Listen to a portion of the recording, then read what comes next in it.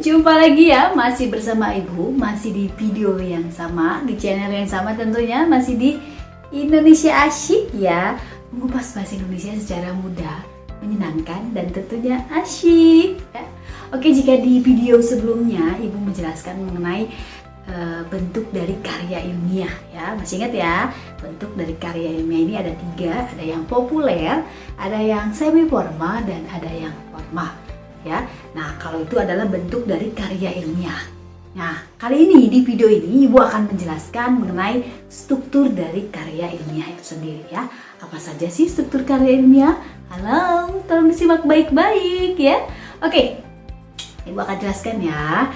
Nah, Ibu harap kalian walaupun memang situasinya seperti ini, ya nggak akan lama ya, sebentar lagi juga kita akan bisa bertemu kembali ya, belajar bersama kembali di sekolah ya.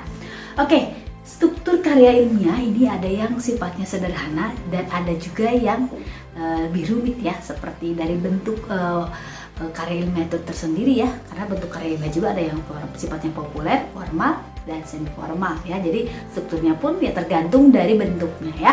Nah, jika dalam karya ilmiah atau struktur karya ilmiah bentuk sederhana, ini biasanya ada bagian pendahuluan, bagian isi dan pembahasan, dan lalu ada bagian penutup ataupun kesimpulan ya. Nah, di bagian pendahuluan ini berisi dasar dari penelitian ilmiah yang dilakukan ya, masalah yang diangkat, dan mekanisme dari penyelesaian masalah tersebut. Sedangkan pada bagian isi atau pembahasan ini biasanya terdiri dari 1 atau 2 bab ya, dengan jumlah bab yang tergantung dari seberapa rumit ya, dari seberapa pelik pembendaharaan atau pembahasannya ya dari bahan penelitian tersebut. Sedangkan di bagian penutup atau di kesimpulan ini merupakan hasil analisis penelitian dari bagian isi si pembahasan tadi ya. Biasanya ini terdiri dari 1 bab saja ya kalau di bagian kesimpulan ini, dan ditambah dengan paparan saran ya. Setelah kesimpulan biasanya ada saran. Oke, Ibu akan menjelaskan sistematika dari penulisan karya ilmiah ya, supaya mempermudah kalian ya untuk memahami sistematika atau strukturnya ya, supaya tidak menyulitkan kalian. Ibu bagi ke dalam bentuk poin-poin ya. Yang pertama poin A, ini di poin A ini yang pertama ada halaman judul ya. Di halaman judul ini berisi judul ya yang ditulis dengan huruf kapital tentu saja. Lalu kalian tulis dengan jenis penelitian ya, apakah ini sebuah laporan penelitian atau makalah atau apa ya. Lalu diikuti oleh nama lengkap kalian yang secara lengkap, lalu ada nomor induknya, lalu juga bisa kamu buat lambang atau logo sekolah kamu atau lambang logo kampus ya misalnya, lalu nama sekolahnya ya, lalu berikutnya ada tahun dimana kamu membuat laporan tersebut ya. Nah, semua tulisan ini di bagian lembar halaman judul ini ditulis dengan huruf kapital, disusun secara sistematis, rapi, dan serasi tentunya ya. Oke, di poin A, masih di poin A, yang kedua ini ada lembar pengesahan ya. Lalu yang ketiga ada kata pengantar ya, yang keempat ada abstraksi, yang kelima ada daftar isi, yang keenam ada daftar tabel, ini kalau ada ini juga ya. Lalu yang ketujuh ini ada daftar lampiran ya. Dan di poin B ya, kalau tadi poin A, nah ini di poin B ini Ibu biasanya berikan bab 1 ya. Di bab 1 ini pendahuluannya ya. Di pendahuluan ini mencakup latar belakang masalah, ada identifikasi masalah, lalu ada pembatasan masalah, rumusan masalah, tujuan penelitian, dan manfaat atau kegunaan penelitian itu ya. Oke, Ibu akan jelaskan di bab 1 ini dulu ya, supaya kalian lebih paham lagi ya. Di poin B di bab 1 ini, yang pertama latar belakang masalah ya. Latar belakang masalah ini dimaksudkan untuk menjelaskan alasan timbulnya masalah ya, dan pentingnya masalah tersebut untuk dibahas ya, baik itu dari segi pengembangan ilmu, kemasyarakatan, ataupun dalam kegiatan dengan kehidupan pada umumnya ya. Lalu berikutnya yang kedua, rumusan masalah ya. Dalam poin rumusan masalah ini adalah persoalan yang dianggap membingungkan oleh si penulis ya, dan pada umumnya ditanyakan dalam bentuk pertanyaan mengapa dan bagaimana ya. Berangkat dari pertanyaan itulah ya penulis menganggap perlu untuk melakukan langkah-langkah pemecahan ya, misalnya melalui penelitian. Masalah ini pula yang nantinya menjadi fokus pembahasan di dalam karya ilmiah tersebut ya. Oke, berikutnya yang ketiga, tujuan penelitian ya. Tujuan penelitian ini merupakan pernyataan mengenai fokus pembahasan di dalam penulisan karya ilmiah ya, berdasarkan masalah yang tadi telah dirumuskan. Ya, dengan demikian tujuan tersebut justru harus sesuai dengan masalah yang dirumuskan pada karya ilmiah. Oke, yang keempat. Nah, yang keempat ini adalah manfaat ya. Manfaat dalam karya tulis ilmiah merupakan kegunaan dari penulisan karya ilmiah.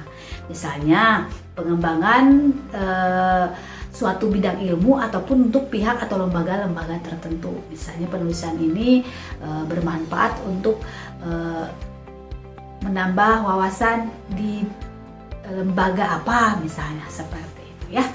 Oke, nah itu di poin yang B ya. Berikutnya di poin C, Ibu berikan bab 2 ya. Di poin C ini mengenai landasan teori atau kita kadang-kadang kenal dengan istilah kajian pustaka ya. Oke, di kajian pustaka atau landasan teori ini merupakan bagian kedua atau bab 2 ya dalam sebuah karya ilmiah. Kajian pustaka ini memuat 2 hal pokok ya. Yang pertama ini deskripsi teoritis tentang objek atau variabel yang diteliti dan argumentasi atas hipotesis yang diajukan ya. Bahan kajian pustaka ini dapat dirujuk bisa langsung dari buku teks, bisa juga dari jurnal ya, jurnal-jurnal penelitian tentunya, ada bisa juga dari makalah, laporan-laporan yang sebelumnya ataupun diskusi-diskusi ilmiah ya. Dalam landasan teori terdapat hipotesis penelitian ya. Hipotesis penelitian ini adalah kesimpulan sementara kerangka pemikiran seorang peneliti ya. Oke, di poin yang D ya, di poin D ini Ibu bagi ke dalam bab 3 atau metode penelitian ya. Menggunakan penelitian apa di dalam membuat penelitian tersebut ya. Oke, di bab 3 ini berisi rancangan penelitian, populasi dan sampel, teknik pengumpulan data, instrumen pengumpulan data, prosedur pengumpulan data ya. Nah, Ibu jelaskan satu-satu dulu. Yang pertama, metode penelitian. Apa sih metode penelitian ini ya? Metode penelitian ini merupakan cara atau jalan mengadakan penelitian atau cara untuk mencari, memeriksa kembali dengan teliti ya. Ini pengertiannya ya. Di dalam bukunya seorang peneliti ya, di bukunya di tahun 2019 di halaman 307 Kosasih mengatakan bahwa setiap penelitian mempunyai metode penelitian masing-masing ya katanya, yang umumnya tergantung pada tujuan penelitian itu sendiri ya. Jadi metode penelitian ini ada beberapa ya, misalnya metode deskriptif ya. Metode penelitian ini yang bertujuan hanya menggambarkan fakta-fakta secara apa adanya tanpa adanya perlakuan khusus ya, atau perlakuan apapun.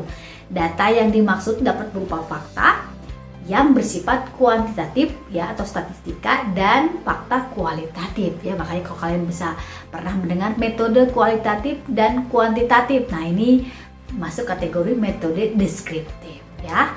Oke, berikutnya yang kedua ya, ada metode eksperimen ya. Metode penelitian ini bertujuan untuk memperoleh gambaran atau suatu gejala setelah mendapat perlakuan. Ya, ini metode eksperimen ya. Berikutnya yang ketiga, metode studi kasus ya. Ini metode ini menggunakan langkah-langkah pemerolehan dan pembahasan data di lapangan berdasarkan temuan-temuan yang ada pada individu atau kasus-kasus tertentu ya. Berikutnya yang keempat, ada metode penelitian kelas ya. Ini pasti berhubungan dengan kelas ya. Ini metode penelitian dengan tujuan untuk memperbaiki persoalan-persoalan yang terjadi pada kelas tertentu. Misalnya tentang motivasi belajar yang kurang misalnya, atau prestasi belajar siswa dalam kompetensi belajar tertentu ya misalnya, atau misalnya reaksi anak saat belajar di Google Classroom misalnya. Nah, ini bisa menggunakan metode penelitian kelas ya. Oke, berikutnya Ibu masuk ke dalam poin E ya. Di poin E ini Ibu cantumkan bab 4 ya. Atau kita kenal dengan hasil dan pembahasan ya. Bagian ini memuat uraian tentang hasil kajian penulis dalam mengeksplorasi jawaban terhadap masalah yang tadi ya yang diajukan ya, yang dilengkapi oleh data pendukung tentunya serta argumentasi-argumentasi yang berlandaskan pandangan ahli dan teori yang relevan ya. Jadi nggak asal cuap-cuap aja, tapi memang ada teori-teori yang relevan yang berhubungan dengan si masalah tersebut ya. Nah, bagian dalam bab ini disesuaikan dengan rumusan dan temuan data. Apabila ada 3 masalah dalam rumusan, ya 3 masalah dalam rumusan, maka pembahasannya juga harus berkaitan dengan ketiga rumusan tersebut, ya. Oke, agar hasil penelitian ini objektif, ya, sertakan gambar, angka-angka, ya, yang pembahasannya disesuaikan dengan rumusan dan tujuan penelitian, ya. Oke, biasanya ya di bab 4 ini berisi satu gambaran umum objek penelitian ya. Ini biasanya berupa uraian secara umum ya objek penelitian yang akan diteliti. Lalu berikutnya ada deskripsi hasil penelitian ya. Ini biasanya uraian dari hasil penelitian berdasarkan hasil data yang diperoleh dari lapangan ya. Oke, yang ketiga, ini pengujian hipotesis ya. Pengujian hipotesis ini merupakan uraian pemaparan data yang diperoleh dari laporan penelitian ya untuk menguji apakah data yang didapat ini mendukung hipotesis yang ada atau tidak ya. Jika mendukung ya berarti diterima ya. Jika tidak ya berarti sebaliknya ya. Oke, berikutnya yang keempat, interpolasi hasil pengujian hipotesis. Nah, itu adalah di poin D ya yang Ibu bagi tadi. Nah, berikutnya yang terakhir ada di poin E atau bab 5 ya. Kita kenal dengan istilah penutup ya. Nah, di bagian penutup ini berisi simpulan dan saran ya. Simpulan merupakan rangkuman dari hasil penelitian yang telah diuraikan di bab 4 tadi ya. Jadi simpulan adalah makna yang diberikan penulis terhadap hasil diskusi atau uraian yang telah dibuatnya ya pada bagian pembahasan tadi ya. Jadi ini perlu kalian ketahui ya bahwa kesimpulan ini berbeda dengan rangkuman ya. Jadi pada bagian kesimpulan proses pemaknaan ini terjadi ya, sedangkan di rangkuman ini hanya berisi kumpulan ide pokoknya saja ya. Oke, kesimpulan ini berisi pemaknaan dari awal pembahasan hingga pada akhir yang ditulis secara singkat, padat dan jelas ya. Oke, biasanya di bagian simpulan ini juga ada saran ya. Saran merupakan pendapat yang dikemukakan untuk dipertimbangkan ya. Saran ini berisi anjuran si penulis dari hasil penelitian yang telah dibahas kepada para pembaca atau pihak yang berhubungan dengan topik ya. Selain itu, saran juga berisi anjuran terhadap penelitian selanjutnya yang sejenis. Jadi misalnya kalau si laporan ini akan akan dikembangkan oleh peneliti yang lain, nah si peneliti ini biasanya memberikan saran kepada penelitian yang berikutnya ya. Apa sebaiknya yang harus dilakukan agar penelitiannya lebih sempurna dari penelitiannya dia tersebut ya. Nah, berikutnya ya di sesi berikutnya ada daftar pustaka. Ibu nggak masukin ini ke dalam poinnya supaya memudahkan kalian saja. Ibu cukup sampai di poin yang E saja ya. Jadi berikutnya di terakhirnya ada daftar pustaka ya. Daftar pustaka ini sejumlah sumber yang digunakan dalam penulisan makalah tersebut ya. Jadi yang dimaksud dengan sumber ini ya, sumber acuan ini bisa berupa buku ya. Tadi Ibu bilang tadi bisa juga berupa jurnal, makalah, surat kabar ataupun laman dari internet ya. Daftar pustaka ini merupakan daftar yang mencantumkan nama si penulis, tahun, judul, kota, dan penerbit ya. Nah, daftar pustaka ini biasanya ditempatkan pada bagian akhir suatu karangan atau buku yang disusun menurut abjad ya. Jadi ya daftar pustaka sudah tahu ya penulisannya ya. Contohnya ya misalnya ya seperti di bawah ini.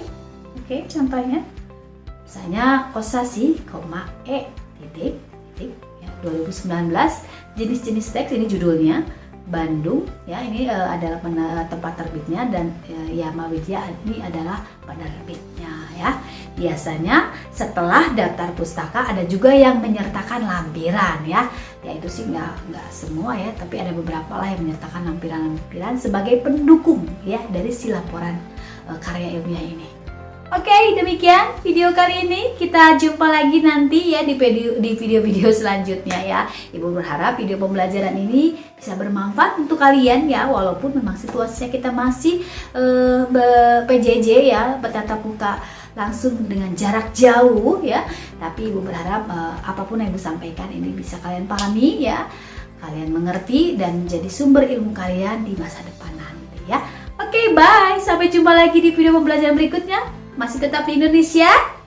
Asik.